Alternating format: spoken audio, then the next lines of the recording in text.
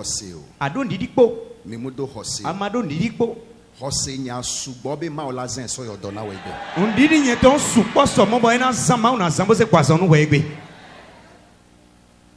Yesu dogo de kajele Mark chapitre 5. Jésus peut dawe de Marc chapitre 5 mais. Et a home to gble kudo adava. Bon, famille ton si mede le rien ple ko tadupo. Be jola home va chi amedife. Boy go si kwebe boy chita pa me. Sona pe zena yen to ba. Enu ai ba huyan le bono ziakpa za nyedi le. Eye huan to na be dona. Quand jono ton si de u beno le bodido. Eye famille la jina ngusu asuka o. Bon famille no ba me do horo tan le. Minamia bless so you do your pay. Mi te ko mi ble bo se toto kwede. Eyo sone yi o blane. Ye no ple no bo. Eno na ko kaka. Beno no hui kaka. De honzi de kale ke. Ye klon le do po le yo. Gakpo akpata so. Noeze ble na le bino mwe. E Paul ke gado menemile wo deliverance il akpo amede ke nyongu be nyi vo angusu amene muten le hen. Mi mono wede. Ni edo ngusen ogbogbo ke le me. Mi na mono wenu papa do kan tutu zo wa we on esi nyonu me bo sunu ne hen bo ka ro pe bo hen e nyonu de su we me big boy chi ye mele e we da tan we mu. Eye Yesu degbe do gbogbo wa. Bo Jesu wa de gbe to gbigbo. Gloire à Dieu. Hallelujah. Eye gbogbo atole de Bo kaji. gbigbo ton si dawe ni o si gbezame. Gbogbo atole de kaji. Gbigbo ton si dawe ne me. Gbogbo akele de kaji ame atole de kaji. Big boy ne de dawe ne me ton si gbezanto me. Gloire à Dieu. Hallelujah. Saison de suna. Jro je de no ati. Eye hoso mu hia o. Bon nidi to e o so hian. Adavato Afrika ebe hose le gawa me. Tadu no fita nidi ton ka de ro wenenu. Ameke jadava. Me ko hun tadu. Ne be ne hose anka be le hose. Iya doni di nu ni Jesu se Oyone be grace. Ye no yoro jomio. Grace never jiwo. En jomio ne wa chitu. Grace enyi ya ira ke mi mu merite o. Jomio wa do na e we ma merite a. Ne hose ya enyo. Iya di nu enyo. Voici saison de grâce. Lo jroje jomio ton. E hose o. Adi nu po. Me mu hose o. Amadi nu po. Enwi hia ko enyi be la no tefe a les saisons a. Nwe rien wewe no jroje ani no te ro fie jroje o tinde. Les gens 5 a Bible avait pas bluna to a les saisons de me. Jean 5 no no ablu to do wede lenu. Eye la gede to a. Boy no ai pi o to me. Fi ele gbe ya. Fi de wede gbe o. E la hose. Eyi anadi nu. Be doyoyo be saison ni Do ya. azon en ko si wenwe mi de o. E wan souvent. Wene ko kwewe. Be la to le fi ako doyoyo. Wana go sifi kwa zon en boko. Gloire à Dieu. Hallelujah. Bible abe la ze ku. Ma wodon mi do lazaku. E yo din keke ton. Boye di azenne. Vama ou fon so ku me. Bo ma o ka fon si kume. Fika e la ze be hose le gawa me. Fiten laza sin didi de ka de wenenu. Mukua. Eko kuai. Mukua. Eko kuai. Vo Bible agbon le Hébreux 11:3. Comment entendons mi do? Hébreux 11 verset Be ma 3. wa e yo na nwi yo ke mu le o. Eye nwa va no na nyi. Do ma we no yiro nu enuku mo no mo a, bo nu no ton wa nuku ji bo nuku no mo. Donc ebe laze. E do laza. Ame ake kuva ma o gbale yo. Me ko ku ma do yiro. Laze. Laza. Bible abe yo na nwi yo ke mu le o. Comment entendons no yiro nu enuku mo no mo ai. Eye over nona. Bo nu ne no ti. Hiha meke le kwa pata nene. Be o me de mo ade obi mo. Kadigbe to. Zokweni ton alo hiran ni ton. Eye kadigbe. Bo hiran ton. Esi mi bodo akpa. Sini se de kwe do filopo. Eye si akpata Bo ma si on bodo. se pe ni bu se de kwe do filopo. Dans la zeke kuwa. Laza e ku o. Odo hose o. E don didi a. Voa ebe ha. Le do a. Laze. Laza. Afeto yo. Kan to yiro we. Ame inana gbe. Me no na pe me. Mo yo. Yo we. Laze. Laza. Eye le kude. Bro ku to me o. Laze tona Yesu Christ. Laza se pe ni Jesu bo ibe. Le kude. Do ku to me. Voa laze tona Yesu. Laza yi pe nu Jesu. Le kude. Do ku to me. Nyamunya fi o son mi abe santé do. On tu fie ze santé to do. Vanemi pe. Festival de guérison. Mi mo le gbon agbaza me be dole le de. Un mino festival de guérison do mira pasa mais à son kere do ya. Bible agbon le 2 Rois chapitre 5. Comment entendre 2 Rois 5. Le général de nos Syrie. Do général de nos Cyril. Eye do contrôle au président quoi. Bon, e do a check pa ou a hosule. E do musi anu. E do nu pi Voa ga ke gudu no benyi. lo e kai guduno. Amesia me do gake. Mais bido ho cambio de représento. Gake wa dolele. Ho cambio ni asonwe. Amedebe gake nyibe mu la suhe. Mais ne si ho cambio ye da suwe. Amedebe gake nyibe mu ten le fofuji. Mais ne si ho cambio ye lo ho mo profitiwe. Amedebe gake nyibe ne kpodo egbe ya eso adola gbe. Mais ne si ho cambio ye mo aso egbe o so aso no blede. Amedebe gake nyibe ya ina suhe ava egba trona va. Mais ne si ho cambio ye ya suwe tegbe no go leko wa kwetongwe. Amedebe gake nyibe mu dodo wo. Dola wo. Mais ne si ho cambio ye da so boro wa we. Bibla be Ma wodo. ngusu wa do ngusi angu. Tawe ne do nu bi. Edo pouvoir. Edo achekwe. Edo autorité. Edo puissant. Edo horo. De pepeke la yo edo. De budi ayo bon. Voagake. Lo ho cambio. Voagake. Ho cambio de fini. Voagake. Ho cambio de fini. Gudu no benyi. Gudu no we. Donc ne mi be dolelea. Eye da zonho. Engui ke mo le ibe teve. Nu de bu ma do teton me ha we. Ne foyer a mo le ibe teve. Foyer a le do. Eye wendo to ma do teton me ha hu wendo to da sanje. Amede le mi adome. Me de do mi teti. E retraite mo nye gbe o. Ayi retraite yen gbe ha. Voici o mo le kaga. Lo a lo to ko e uche we. Mi abe gake a e wa. Ko cambio weto ne. Le dole mi abe vie financière. Ado azon je do kwezi ka. Amede le mi adome. Me de do mi teti. E pardon. Ayi pak me. E manement po. Ayi ene one. E gardement po. Ene. E zegama po. Nkole ne. Fi a odona gale ejesi wa pata. Fi de no nya kwenu me de a E to fi ho ne gale le. te pe o pata. Ayi kwero fi le bi. Va no bi o mi fran egbe. Lo ma bi o mi fran gbe. No bi o be fi kaye so gado. Eye cambio do fi te ga Kaye so gawo. Ete azikweto blo na. Mi munya anwu ye la gbon. Atu no ando. Mi munya fi gato. Atu fi kwe bon. Mi abe vie financière la lele to. Kwezi kan to da son je wene. Va egbe ya. Egbe o. Mi le saison de me. Mi do chiro je de me. C'est la festival. Boyin festival. Festival nya go. Festival yan ko. Mi le doyoyo. Mi do son en bo. Mi va bi abe mi adu doyoyo ba go. Mi na do son en ko si fwe. Eye ma wula yodo. Bon ma una poisson. Na mo be vie marital. Nou mele si asudi de Ela sida. yodo. E na poisson. Na mo be santé. Nou mele si santé. Ela yodo. E na poisson. Na mo be finance. Nou mele si kwezi. Ela yodo. E na poisson. Na mo be famille. Nou mele si famille.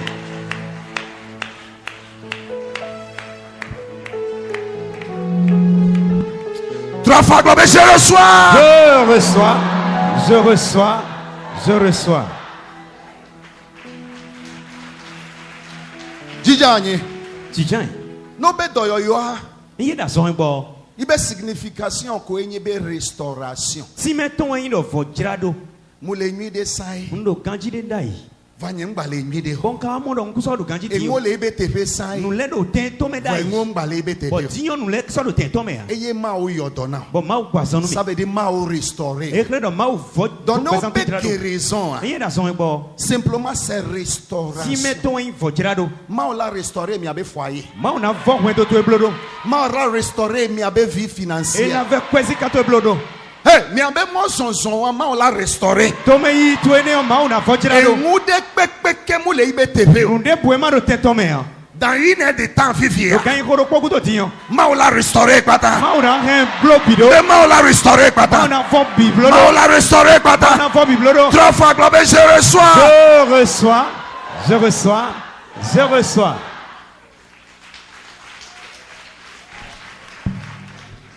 Qualification handicapé. Qualification do bugewe. Be la nyi ma uto. Do ani ma uton. Ne ma ou be vie nyia. E ma ou vie wenyo. Elle qualifié na doyoyo. A do qualifier ni azon ebo. Le Bethesda ma ou eva Do blunasia. Bethesda to ma weno a bluto. No be visitation divine ma ou va yibe vi ogbo. Mo nya mede pepe gbo be yi na gbalo. E yi na yibe vi ogbo. Eye do jono ba mek gbigbo meton ma ou no jete wa viton legon eno imede pa de gon viton legon eno yi. E va régler na yibe vi obe problème. Eno a régler viton le sin tagbale. Egbe ku soku dimasha. E pe ko soko dimanche bo. Ne mi mo nya samule glona. E ma o tunda ya no diro nuwe. Ma ou va jijanye le tepe ya. Ma wa jijan do ten lo me. Elle fi a hoholo. E do fi ko wo me. Elle fi a le ibe gbogbo E me. do fi do wi boto me. Va fifi aya e va jijanye la gbasa me. Ti o wa jijan yi da gbasa me. Be ni aba gbasa me be problème o. Wa gbasa me mi ton si tagbale yon. Be la régler na mi deka. Do mi na régler nou mi do po. Mi kpona ngu subo le CCC. Mi no mo no support CC. Le vana CCC ya ela kpo. Iya no wa CC o anamo. Ne le kpo temo ya jode ya. Iya do kunu dile le do to we o. Et là, Boubé, au blanc, Kodobe Nova blanc. Ana vesino ye do ha me do ni wa do ton esi. Parce que n'y a que ma uzanantoa. Do nyene su peto e ma no zan. Kado me no so vidéo ava. Wedele no ese video wa. Muyona vidéo toye mubiona be gakame e me hote mo No ya. cambio me wazo enele o cameraman ro. Wetel mi ka wazo eloleli. Voanenenyo. Lo no ka nyon. E won fian be munyi nyewe. Ene o khle do e nyewe blo. Parce que n'y ento e pachana. Nyende so no kwachami. E won fian be nyemu do hun sen ko so. Ene no khle do nye kundo hoglo no blo ene o. Enti e be pachana. E we so no kwachami. Be ma wo la ho ya me Do ya. ma o blo ro kwelo me. Kwelo kwa. Nyemu nyang no no memekele o. Mutuni no me de bwede o. Voa LTP nuide. Lo ado tenda gbe yo me. Qualification handicapé. Qualification do ko giwe. Be ela homa ojise. Do ana yidi ndo ma o me. Jijani. Tijan. Be la homa ojise. Do ani yi ma o se. Ye ni mi abe doyola. E wenya zon he gboto mi to. Ela ho ojise. Anadi no E so ye. ami wo ansema dele. Apapa. So mi yi nu pron me de da papa so. Eye mu glonyade. O papa do hode. Mu bele Egypt. Ndo do Egypt to me o. Gameke zali to le kanuma gbe no. When Israel vile do kan mo no gbe nu. Engudo jole duame. Unde leje do to me. Ke benyi veve se sena dua. When you verse ni to bi. Vamu jole Israelite oji o. O cha o le duame va nwa mu jole waji. Lo Israel vile do to ene o me lo nu ene o ka je to ye deji a. Fi ya o le oyo na funu be Goshen. Fie ye dede eno yo do Goshen. Ma obe jibibi didi le duaji. Ma aussi comme si jete do to oji. Viviti cho duame kaka kaka ma ten ko fi la dia for the catcher. Ko Simon kumbo dia follow a. Va kadigbe le wa funu pa. Lo ri ron wa do fie ma vile ye di. Ye dede. Gloire à Dieu. Alléluia. Lo yo ne tobosu alo tohosu. Supo. Subo. Tobosu. Flies. Tobosu. Tobosu. Supo. Swarms. E chon duame pata. Supo wa ko to obi. E hunwa ele gede ngoti mekungu. Ahunu le na won tito me nu me bi o. Voa mo le wa gboya. Lo ka fie ma vile ye dede a. Gloire à Dieu. Alléluia. Voa o le kanu mo gbenu lo. Ye kadu kan mo no pe nu. Voa ma o ba lo le waji. Lo ma o sian lo kadu Ma o eji. ba lo no na ibe vi oji. Ma o sian lo no viton leji. Nene ye ma o biji don ku be gbogbo so de duame. Mo e ma o se kukusi bi gbasa do to me. L'Exode 12. Exode 12. Et do e ku be gbogbo so de duame. Ese gbigbo kuton sa do to me. Voa ne ku be gbogbo akpo Israelite o ba hwea. E kusi gbigbo ka mo Israel vile se hwele yo. E dépasser na. E no se hwe ne u. Ne pa Egyptien ba E hwea. mo Egypt no se hwe yo. E ye be gena de. E no bi hwe ne legbe. Ne pa Israelite ba E hwea. mo Israel vile se hwe yo. E dépasser E no na. se u. Ne pa Egyptien be. E mo Egypt no le se hwe yo. E be gogo gena de me. E no bi o me. Amola ku hwea me. Mele na kuro hwe lo Parce me. que fedesia de amoku na. No kuro ko gbeto le no. Amola yi prison ku. Mele na ikakpa mele. Parce que John Agasiaga. Lo no jogwe bi nu. Amola dufe. Mele na ro ho. Amola ledo. Mele na jazo. Amola favi. Mele na yavi. Voa ne Yesu be vie enyi. Lo en Jesus vi e gwenyin yo. Adigbede no na ji o. Ihonde no no meji. Elena benai to. E no gbli boni e ton no le. Amebu be vi le do a. Mede você vira son E te do we. le wo amebu be vi a. Mo ve no mede vo vi sin we. E do ngu dudua. Eyin adon dudu o. E juro be enyi be la wene. Jiro we yin do we na blo me ne o. Mi mu lo obligé o. Ado obligé. Voa ne vi o e do le wi a. Eyin vitu e ko ve karo Ne mi sin mu we. do chawa. Yin mate do o. E la ba ji so ne. Ana iba do fire Ba ba ma se. ulena benai to. Ma no wuli boni e ton no le. E yentie bebe ameyola ho Yesu Kristo ji se. E we so me do mena Jesus se le. Ma expliquer ho se na o. Ma ti men didi nu we. Parce que mi mu comprendre Do na. mi no do mo je meton. No be amede ne ho se amede ne ho se. Eyin do mede ni se mede ni se o. Munyi be ho se be ma o yodo na mu ro. Eyin do ayi se do ma pa so no we am. Ho se apata yin Yesu. Ise o bi o en Ho Jesus. Yesu Kristo ji se. Yi Jesus se. Begbe a ele fi. Do e pe ro fi. Bene so asikawa. Do e dalo tutu we je we o. Viviti alabu. Si fruto yo na bu. Kadigbe la ho ibete. Ihona iteto me. Dolele labu. E na bu. La mesense la ho O ibete. la mesena iteto me. Ayadudu labu. Ya jiji na bu. Doku jeje la ho ibete. Do kujije na iteto me. Engupen labu. Nwiya na bu. Eye one la ho ibete. Kwa kiko na iteto me. Eje bene kpo bibla me. Oya kpo ma bo me. Amede pepe mu lebe dogo Yesu ye iba gbe mu changer. Mede bude de bo pe Jesu bo pesa to komadi opo. Ne la ho eji se. Eyan di ndo ye me. Eye no be a ho eji se a. Yin ka do we di ndo ye me. Munyi be munyi Yesu o be vi o. Eyin do yin Jesu vi. E wan yin premier étape. Ene oya for di de konton. Ne ho amede ji se a. Eyan di nu me de o. Ebe no anye no na nye. Eyin do we di chicha no se mo Ebe chicha. si te si na. E do we di chite no se mo chite. Ne ho ameji se a. Eyan di ndo me de me o. Nde pepe ke be glo ne wo ne. De bu me ni do e no blo. Ne la tento ho se wan. Enya si do ndidi ne o. Ma o la chirabe o. Ma na blo kwesa to edo.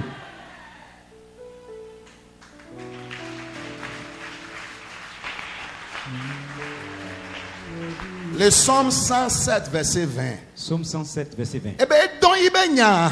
Edo ese hoton do. Eye ibenya va yoto. Bo hoton wa igwazon. Eye ibenya va tuka. Bo hoton ene wa tukan. Eye ne Jean chapitre 1 verset 14. Jean 1 verset 14. Bible abe enya va nya amegbeto ke nomia dome. Ho ma hoton do. O ho wa igbeto bo anomiteti. Don Yesu enyinya. Jesu en ho. Yesu enyinya. Jésus est roi. Eye ntie le Isaïe 53. Isaïe 53. Ebe abai ke muhoa. Et donc, papa il est. Ele tenami abe vevese. Et donc, tenu verset c'est weton. Ne weya la croix le Et menye. voici dit non yemeo. Vevese se de pepe le mewa. Ou verset c'est debo do wemeo. Ejebe nejo. Et tcheroni bou. Eye ntie ne chle Matthieu chapitre 11 verset 28. Matthieu 11 28. Ameke la gba le ko. Mais à quand au cotonji. Ne be nya be fatigué koyea. Et il mène autour de la kwe mi tienwe. Ne va gbo nya kudo ya ba gba. Ni we mi gon kwa pa pepe ton lepo. De pepe ke fodido a. Deburi akwiji bon. Ebe va gbo nya. Et donc we mi gon. Majra odo. E mi na block wedo. De pepe ke fado ale do a. Deburi akpan do weji Ebe ton. va gbo nya. Et donc we mi Eye gon. ma di E mi agbajo. na di akpan sinu we. Eye ntie be glombe. Et we zombe do. Les 2 Corinthiens 5 17. 2 Corinthiens 5 17. Ebe ne va gbo nya. Et donc ya wa mi gon. Ma ho agbe ho ho la si o. Et mi na pe ho ho si asitwe. Se mi aba gbo le huhun. C'est on toko mi tole no hun. Na hasi to. Ni ayo de tole. Na mewula. Me hutole. Na hamula. Ahanum tole. Na jedato. No vudo tole. Na ba gbo le huhun. On mi tono hun. Ejebe mi nya be ma wa. No mi tuno ma mi ton. No gede fia. Iye bi ofi jenwe. Nya be ma wa la ho agbe ho ho. Ma mi tono ipe ho ho eto Eye ene. be la na wa agbe yeye. Ona na ipe yo devo.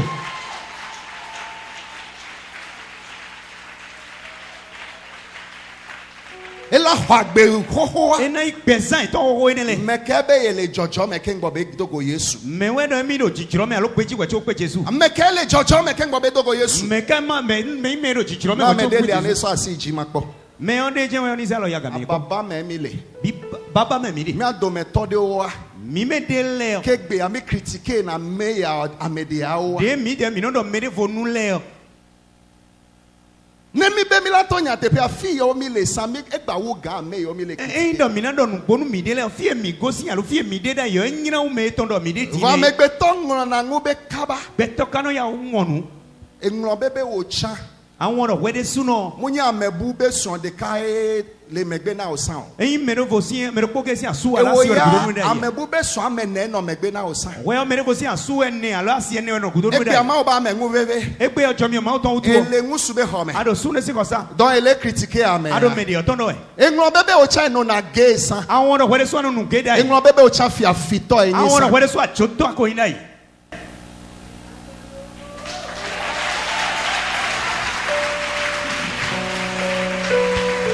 Brocats. Verset 9, Oui, verset 10. oui, allez-y. Je lis.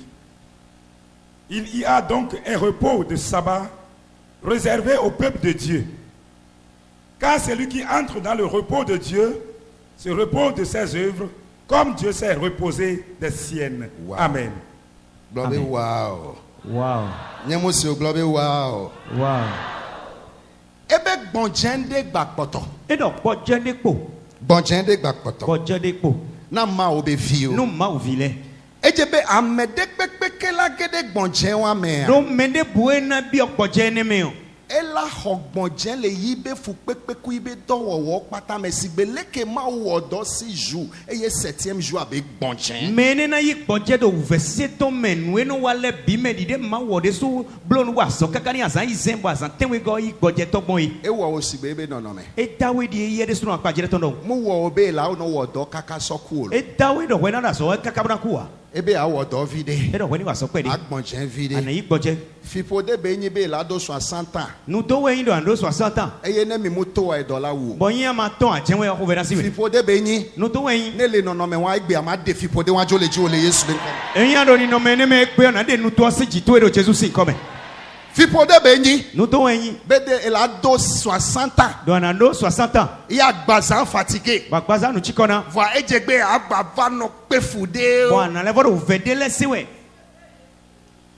Kengba dunu. We chobona dunu. Ma umu we nene. Ma ublo bonde ya. Ma webe la wododo fide. Ma ublo ran wa soje fide. Eye la gbonjen. Bwana igboje. Ele doya ke we la duyi ba le. Wa soye we ni anadu le ton. Dene ma we wa. We ma wan ton le bonde. Ebe amedewo. E do medele. La gede gbonjen nyeme. Ina bi okpoje ton le me. Eye no gede gbonjen nyeme. Yin ka bi okpoje mi ton me. Ola to gbonjen le wa be dowowo pata. Ina do okpoje da so ton le bi me. Gloire à Dieu. Alléluia. Amen. Amen. Et oui, mu journal la gbe o me wa. Nous mono che represent tout me. Kakamila wu conference àwọn aye ko ela no jola gbe o me. We cho mi na phone wi wa sa tonton na we chaque jour. Asale bi gbe. Manyi de câble avant. Ene do ko fla fo. Ma o mo we be gbe ne po ale ya eso ela do aya. Ma oblo do egbe adule o so an jia. Ke wa munye to eyin. Wi ton we ko Ebe yin. ne gede. Ebe gbonjen de le vo ele na vigne o. E do poje de do tini viton le. Donc qualification akoye wa. Qualification je connais. Ba nyi Yesu be vi. Do ani Jésus vi. Amedo le fi obe hoseto obi nyi. Me de le do fi bodo mi yi se no. Va ma ogbale yo we gbe. Lo ma o kale vo yo we Be gbe. agba trochi me. Do ani le vojo. Parce que no be Yesu be vi ya. Do yin do Jésus vi yo. Enyi ba afo amevi. E wo yin alo afowele. Alo amevi. Alo wele. Eta. Ta. Kudo ngusi Ko anu. nu bi ko. Le Yesu me. E do Jésus me. Munyi ameke le Yesu me. E me do Jésus me. Vo agbado afa le. Bo e kale vo do fa do santongle. Matin do gbonjen le me. Asi do poje de me. Mu Jesi o. E tu ya. E won to ebe to eyin. We de so ado e ton emi. Vo ya be mu Jesi o. Lo ye karo de we mi ko tun we o. Gloire à Dieu. Alléluia. Nehlen 2 Corinthiens 6. 2 Corinthiens 6. Ebe kadegbe. E do hin ho. Kudo viviti mu do kachacha. Bo zi flu po kundo kanchicha o. Nehlen Apocalypse 3. Apocalypse 3. 15. 15. Ebe ne la hozo. E da do zona wen unzo. Eye ne la fafa. Akado na fa unfa. Amedo chale mi adome. Mendele do mi tenti. Sami le ma ume. Da yo mi do ma o me. Wa hiha me be tagba o. Lo ai home si tagbale utu o. Mi to vide. Mi wa iton kwere. Ebe la gbo aji. E do mi do hon to poto yi. Igba le fu.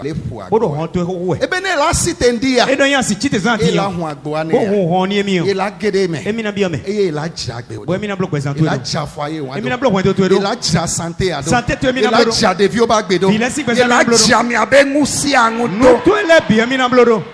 Qualification appel wa. Qualification je connais. Agoya mi va fi abe mi la du 3 jours. Qualification ti keke la so du ago apata yin be ani Yesu to vrai c'est tout. Agoye ti ke mi na ze du agoye mi na du asan ton lo na wen do ani Jésus ton nugbo ton. Evo. Mina mi anko game ke mi la yin no no. Mini mi onukun we no mi da ichichon.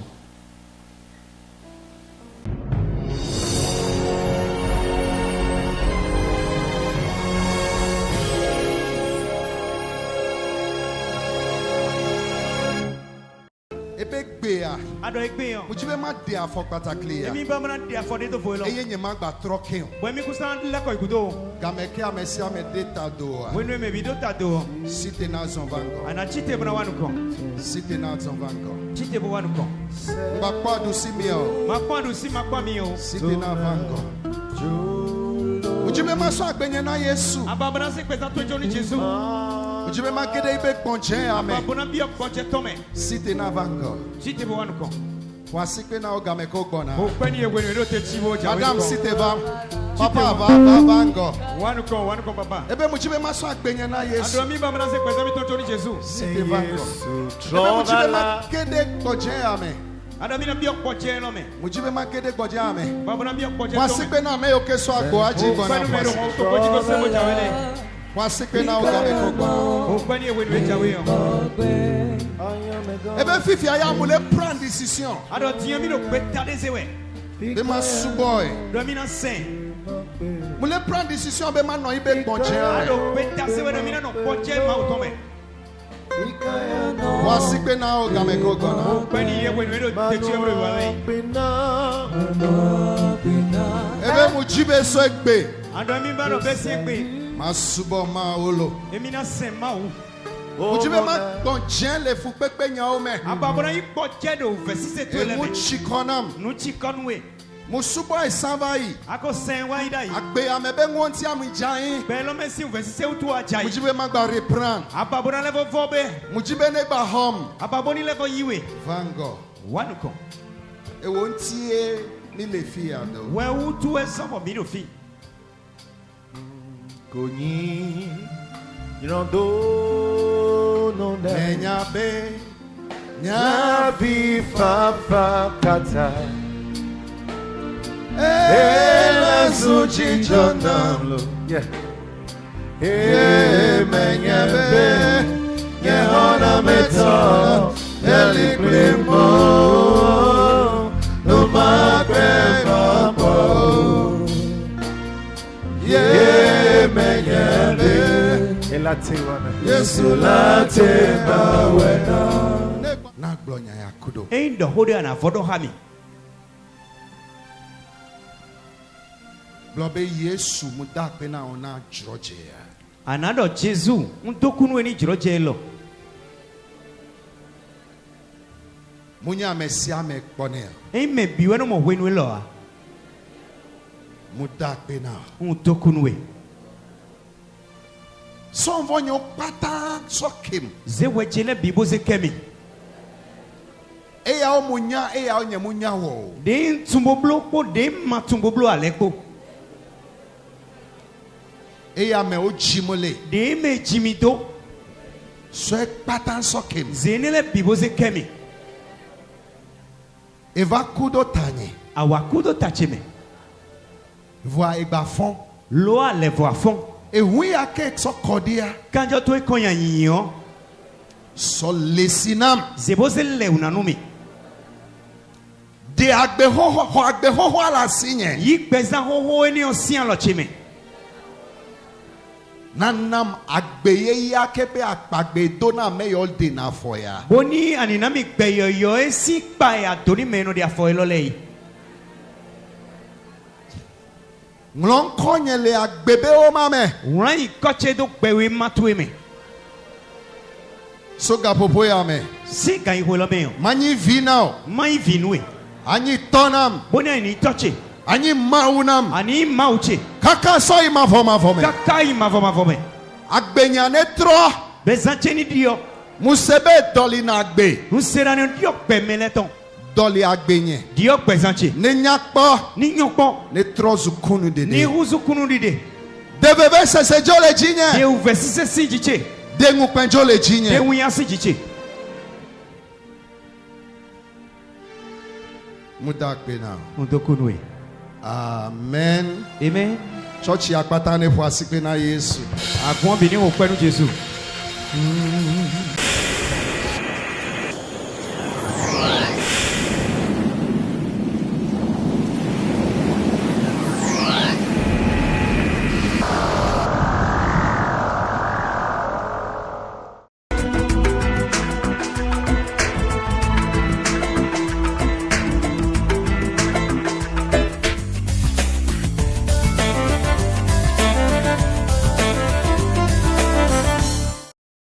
Nkaijo.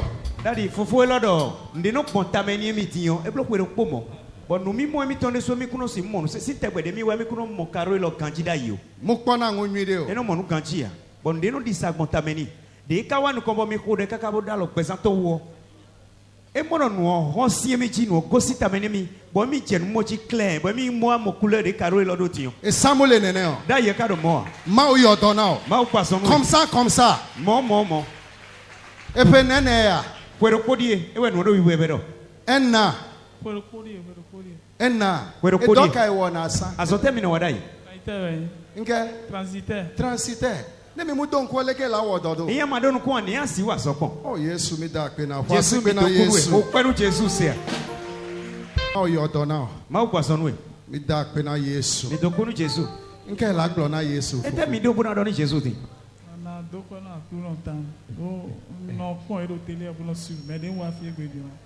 Den zombo wa ngoblo mi no ngoblo 4 heures du temps mais Donc, mi mu wo 4 heures de temps o. E po be ma o yodo na o. Fwa sikpe na Yesu. O pẹ̀lú Jesu.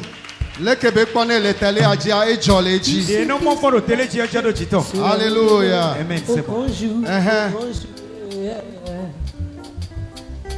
Tous ceux qui ont Papa elodo ase wan ton mi ti o wu kwere po. Ba fo ko Mese Ivano anyi se ama o yodo na. afọ ko mi to no chizo. Bueno hu emi kuno foro emi de meu. Ife nene ya. Si kwero kodi. Ena passé. Oui, oui. Efo afo ahunhuna. Nka ma wo. Ma wo anyo e wo anyo yende nam.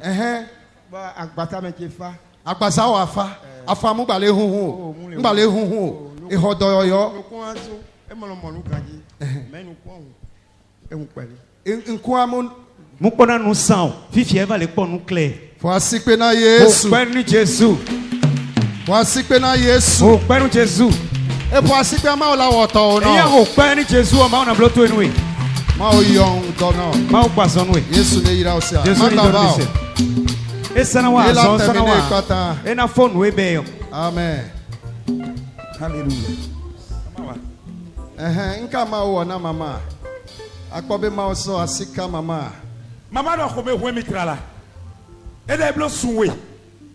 Ba mi de ko mi ku so pe bo no teu. Ni emi na chitele, emi no henwe. Emi jojo ko ba do nele bi kwigbe aso. Do tele nwa masi. Emi ko amasi mo saka ka zero. Me de emi wa jibe ho de. Ba papa de ninu si mo gbeje pon. Emi blo se ho. Emi chite mi ku so. Enu afoji. Ba fole bi kwinu afoji. Fo asipe na Yesu. Mama le duwe. O jani. Yesu yodona o si abano ayin. Amen. Enwi mi muten won ese ano we gboda. Enwi mi muten won e ano we. Enwa fion be ma o yodona.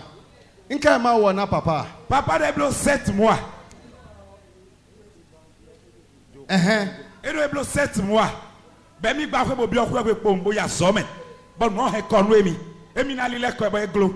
Bo e wa mi to afo mi to le. Emi jojo ko be do hypertension hypertendu. Emi blo le bi e glo. Papa de foto emi na afie gbe o. E do ko do emi fe bo do kote do po. Me de e ko de fo be mi wa nu ko bo ma o so ato si ala do tanu emi o. E do no go si ko me be mi blo le o. Ko blo Papa wole ma ko. Ko lile. E la fo de su ho da fo. Use baba fo.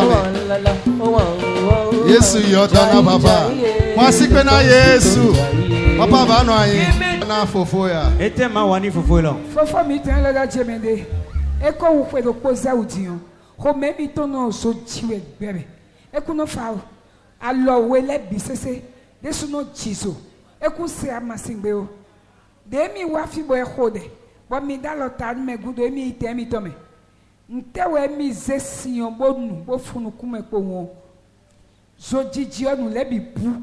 Ben mi senti changement de mi ma so mo pon do gbezan mi to me Tu da es grâce. guéri, monsieur. Amazon e gboto yi monsieur. C'est pas guérison de corps seulement. Eyin na azon e gbo agbaza ton kede. C'est la guérison de foyer aussi. Azon e gbo wen to meton. C'est guérison de affaires aussi. Azon e gbo afeton. Guérison de boulot. Azon e gbo azonto Ma azoton. yoto le côté au pata.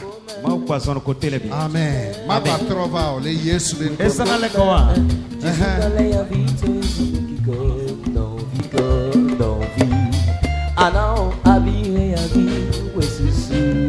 Amen.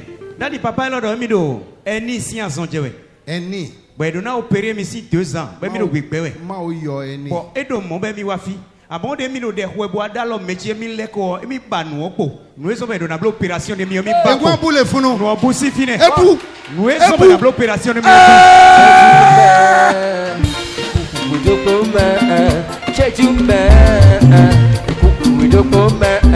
Gesù dalle avvito e su che non vi Anao avire avi questo sume Gesù dalle avvito e su Fo asipe na Yesu. Penu Jesus. Avire avi Ebu. questo sume Ma o yodona o si. Ma o kwa sono mi.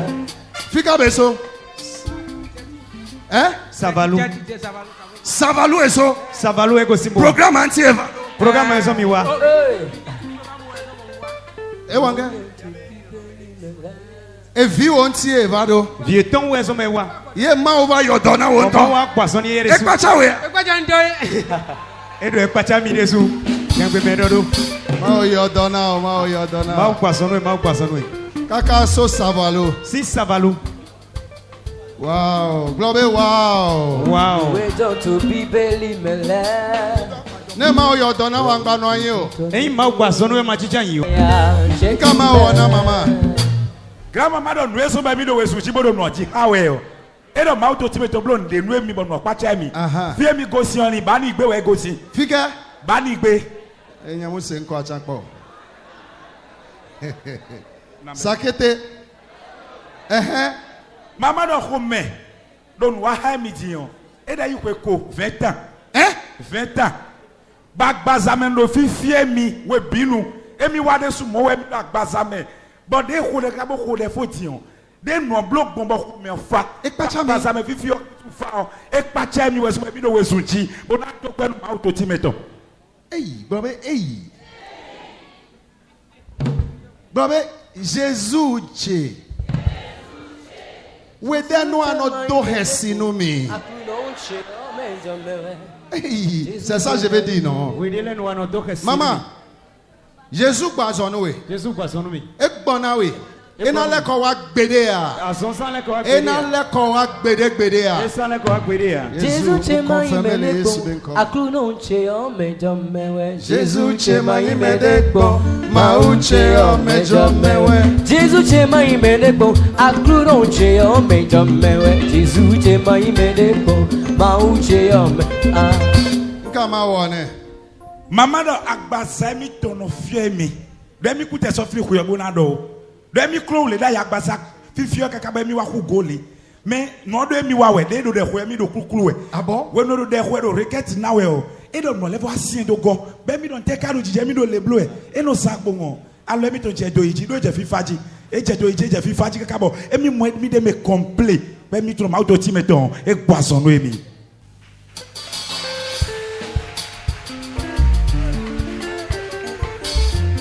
Mama ba trova ken.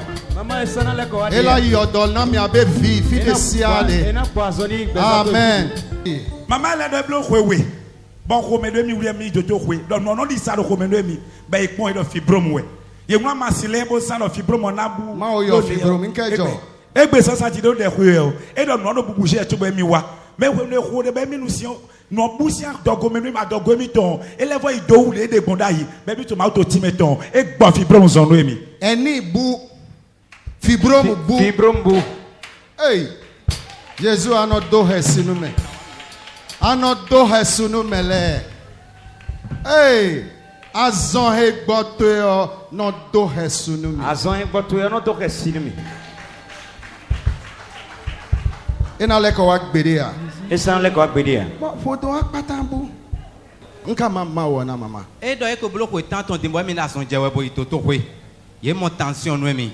On bon tension d'ailleurs to mi ton sou mi non se nou izoga. La même ton le bisese no tiso. E do e gbede mi ta fofo sa fi kon yo. E mi je ho seji. Ye je ho do so gaje mi no je si seji. Ele sengu. E mi je no seji. Na mama micro amase. Mi na micro mama. Mama ni ade gbon. Ne mi de gbon. De ganji, de wa fi de yo. Ya mon we to wa vondo wa fi. Côté TV, non sommes son côté TV. De mi wa mi ra ni wa no kun ye ni ho de no mi o de mi wa no kun wa ye ho de wa je do. No go bri go ho mi kaka wa fi ti akon le fi e ko je fi fi mi yo. Desire je fi fa di o fa ton. Alléluia. E jiso yo fa ton. Fa ton. Espère Jésus. E jiso yo. Fa ton. Mama. Ah, mo lonya ogbo. Yin wan hotoe. Mi abete mo ya ja. Yin wan wetema. Enwi ma wo a. Nwe ma blo. Ewe. Eko blo. Olele amagba trova ke. Azon san le ko ade. Amen. Amen. Wa sipe na Yesu. Ope nu Jésus. Nka ma wo. Maman do, e blo 2 semaines dimbo vie mi ton he. E ta mo bo jai sin liji bo je come. Bo afoton wen. Ah bon? Ye se itoto ko ye blo e disonia. Et disons les. Et si on peut noter kaka pour disonia. Amon nous de pacha mi ta foko sa fie gbe mi ko den fi opon yo. Vie mi ton jezoni diji. Tasi devia makpo. Mi je domini ko. Tata. Wa papa ko. Wa. Hey. Oh Jésus c'est. Ouais. Ana bonbon daho. Pas de viada. Et les ans. Et les ans idée. Voici que na Yesu. Oh Jésus. Et non pas en nous. Jésus ne non pas en nous, mais on sait c'est ouais.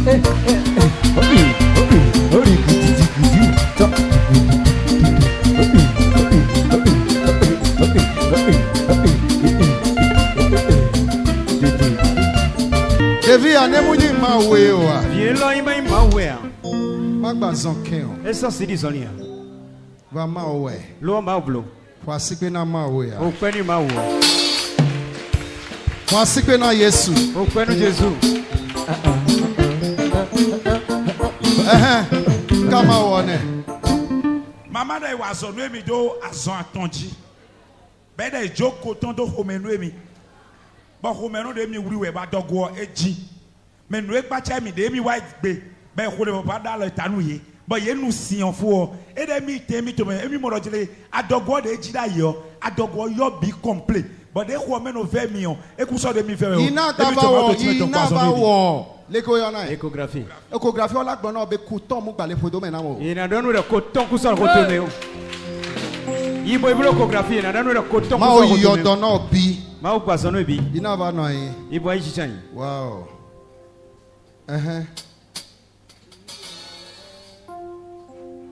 Maman aussi 2 ans. Maman aussi 2 ans. Fibrome no homenu mi. Be wazo ni bo de fibrome. Mais des wazo gudo fibrome level lekoa. Ben non aussi son no homenu mi. Ben mi do verset. Mo we de kaka be mi se wa fiegbe. Mais we no ho de fo be mi no sian fo. De no son no homenu mi na yo. E mi bakpo. Ba ko mi to ma e vo complet be mi to ma auto timeton. E gbo fibrome son no mi. Alléluia. Ma o yo to na fibrome magba va aussi. Fibrome sana wa dia. Ya c'est bon. Maman no si ko ro podi ali son do ta wa donner bien. Ben mi kunu si no ko ebu no note o. Dion e soton level nyina jegbe. Bo mi zo ni o ti bo afi. Yero de ho egbe da yo ai jijo mi no. Amode mi ho de no me wo ho de fo. Mama cite la foji. Ali zombu. Bo mi na foji kaka je din mi ko so santi o. Mama ejina ha e. Mi no jikasi. No wo dona ma we. Oju wo dona. Mi no waso mi waso no ma o.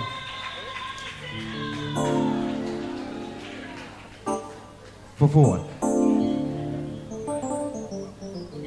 Fofo na do si azan ton die dadi. Onwe mi ton chiri rien oboja chunwe don. Emi kundo pojere mi kunda mlo si 3 jours dio. Bo mi tuno programme yo mi na wa chenwe. Ni no mene mi zombo wafi. Amode mi dalo tani mi fo. Bo mi leko yo. Nu on libérer onwe mi ton. Bo mi mo kan tout so mi ton. So ka quand même commencer. Si on était nous be fofo. Puis 3 jours. 3 jours. Si on s'entendait. Ma o yo to na aussi. Ma o poisson no mi. Et voilà, c'est fini. Kama wone.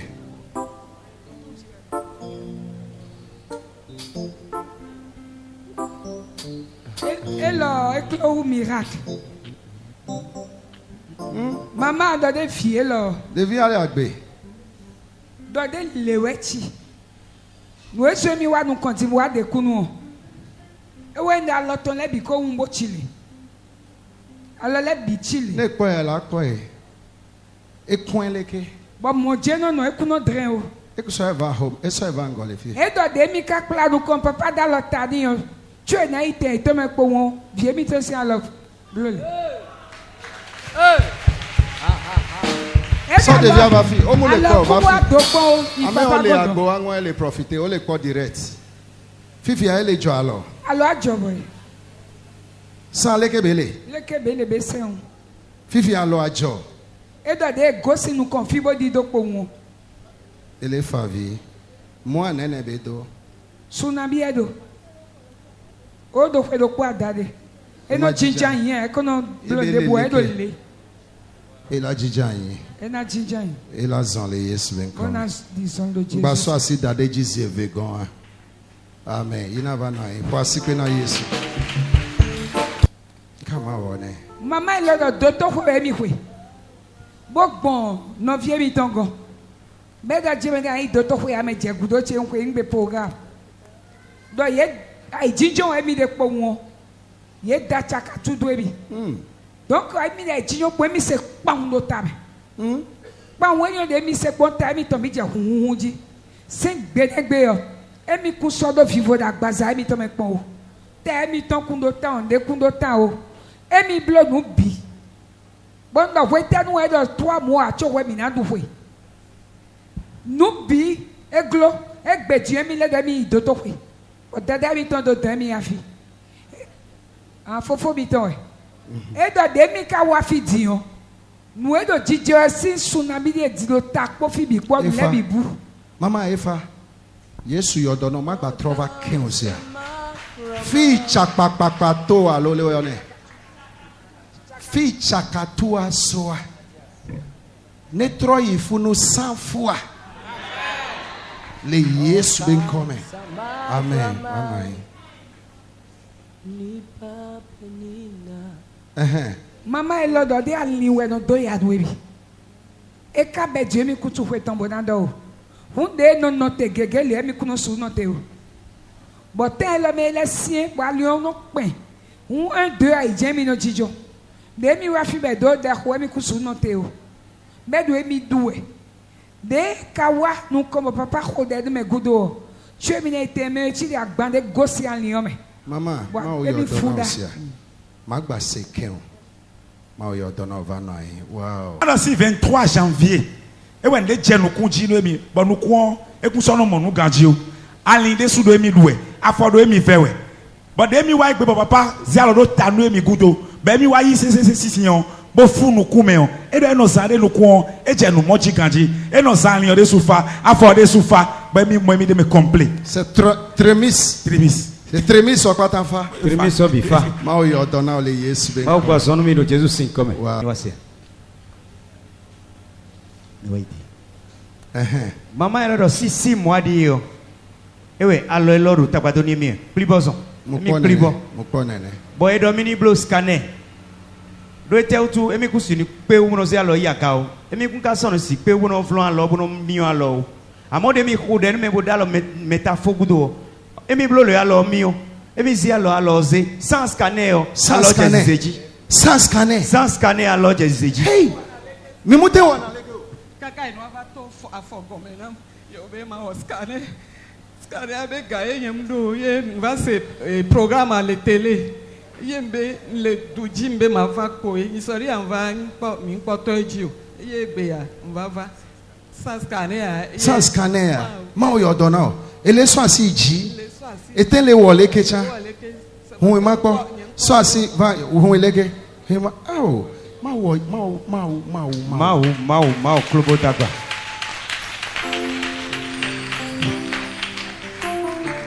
Mama, ma o yo dona. Fifi ya economy le tele ji ya. Dio mi no mo mi no tele ji. Economy. Fifi ya na me de globe o, ame wa tele amunyi nyatepe o, nke la glone. Nyatepe na sanbe nyatepe. No glon egbe na be nyatepe. Nyatepe ake ye defana enti ma uzen na odo. Eye be nwi ke defana. Eye wo na do. Ko nu boya no defendre we sombo ma u pacha we bo kwaso nu we. Ma o yo dona o. Ma u kwaso nu mi. Zande afifi e laba sidu le fi ase. Zande dia mi na ka ozo lo fi. Ni wa jijan ise. Asike mu ina jio afọ ma o yo paralyser. Allo e mo. Amede wa o mu kra olo. Mendele edi nu a. Va ele normal. E ka do normal. Engude o lolo don o ngaje. Ondele no klo me be no do eni o. Oh, e no bleme we. E no do eni o. E no bleme we. E no bleme we. Ne no na e no bleme we kaka ye wa be ngutro na e no bleme we. Mo e no do e no bleme bo no e do chimo. Onu achimo ni. No. Eso mo gbe la papa. So ndo da papa. Maten so asika amisisi. Asida lo mesa minau. Eye la no agbejiji o. Bo anano kwediga. Mo le possible. Ero possible. Eso asika amisisi ya. Iya da lo mesa mina ma uton wo. Ela ko kaba. Anakudo me wenu. Enye toti me ya. Nye toti me o. Eso asika ma. Iya da lo tuche o. Zideka 10 anjo. Azono kwa kwe wo gosi kwe tuwe. Egba so asika ngabu me. Alevodala utuche kwe devo nuo. 10 ans gbajo. Kwe wo devo levo yi. Ela no nwide. Anado ganji. Egba so asika ngabu me. Adalo utuche kwe devo nuo. 10 ans gbajo. Kwe wo devo levo yi. C'est ça. Mama ma o yo do na o ye jija yin. Mama elo do jemende. Khomede do ya donner mi we mi kutu fie gosi o. Be mi do to kwe da appendicite. Donc appendicite ouais déjà opéré. Bon on a dogo me mi ton. E mi do mo do fun don e mi we. Boy wa mo do je gbede. E ku yan appendicite we o. Bo olu ede na wa so appendicite si côté o. Ye wa ze do gagaji le so yi. Bo wa mo je mende e mo khoda dogo ya ya me. But ya wo boazoli. Bo desi. E do si wedenu. Emi kunso do vivo do home pon. Do mo home na do emi duwe. Emi kuno su jlo emi kuno. Emi no wa papa. Bo emi do e o. Ma wa pe to ti medo bonu.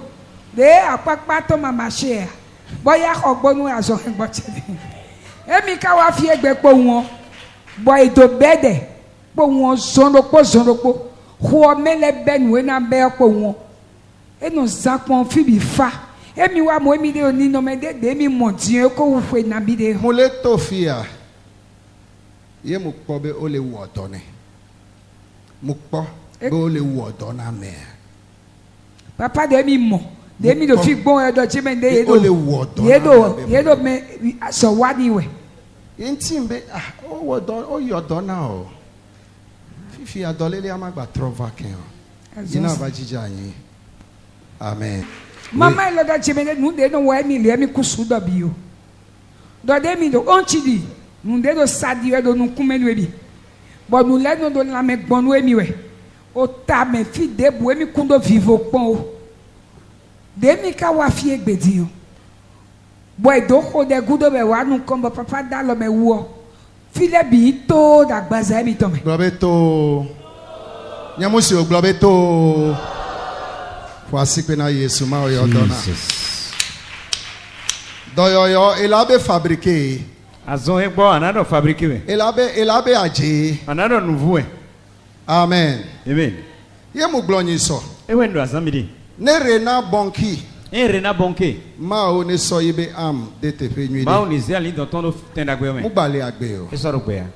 Ne rena bonki eva o krasad. Rena bonke eblo krasado. Ye ame 5 hodoyo. Bon me aton ma so egbo yo. E pona le journal o pata me. Ye no se le journal le bi me.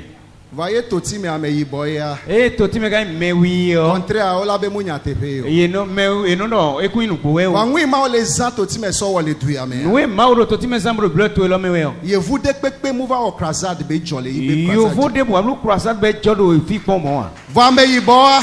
Me wi we yo. Ame yibo a. Me wi yo. Mi mu tutu na mi ato. Mi no si se mi ton a. Mi don na obe no janyi. Mi no don ero ni jai. Vanane ye vu neto. Yo vu ni ton di mo ni kon.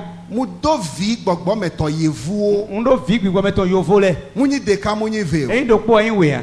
Amen. Amen. You appreciate nam. But you no appreciate me. Kafra.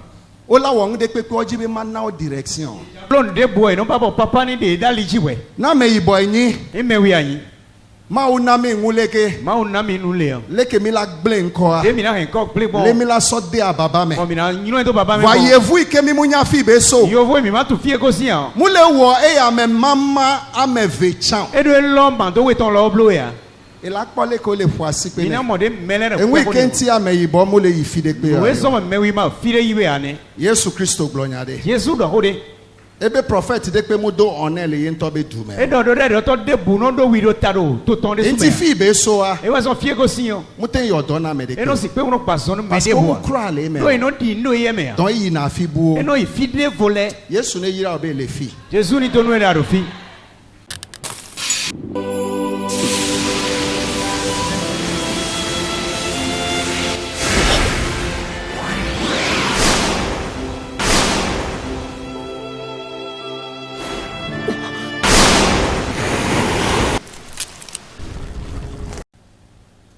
Novinha ekele teleko.